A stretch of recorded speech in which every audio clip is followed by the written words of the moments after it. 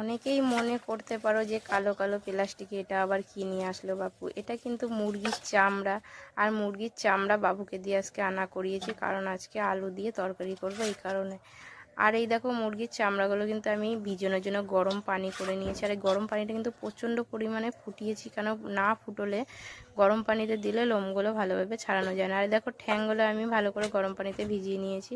আর লাস্টে আমি এই বড় যে চামড়াগুলো আছে সেগুলোকে ভিজিয়ে নেবো। আর বেশি যদি চামড়া ভিজানো হয়ে যায় তাহলে কিন্তু চামড়া শুদ্ধ লোম উঠে যায় আর বাঁচা যায় না ভালো করে। আর দেখো আমি কিন্তু 11টার সময় এগুলো নিয়ে বসেছি, আমার বাছতে কুটতে রান্না করতে আমার 2:30টা বেজে গিয়েছে। তার মানে কতটা লেট হয় এগুলো বাছা কোটা করতে। আর এগুলো কিন্তু একটা লোম যদি থাকে না ভেতরে প্রচণ্ড পরিমাণে ঘেন্না লাগে, আর খেতেও তখন ইচ্ছা করে না। আর এই চামড়া কিন্তু অনেকেই খেতে পছন্দ করে, আর আমাদের বাড়ির মোটামুটি সবাই পছন্দ করে, আর মাঝে মাঝে এটা আনা হয়।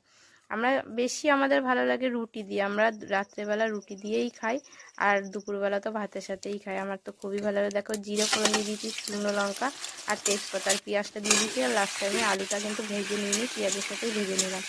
নিয়ে এখানে আমি নুন দিয়ে দিয়েছি, নুন দিয়ে ভালো করে নাড়াচাড়া করে নিয়ে এই দেখো শুকনো লঙ্কা আদা রসুন আমি পেস্ট করে নেবো, দিয়ে আমি এটা কিন্তু আলুর সাথেই মিক্স করে কষিয়ে নেবো।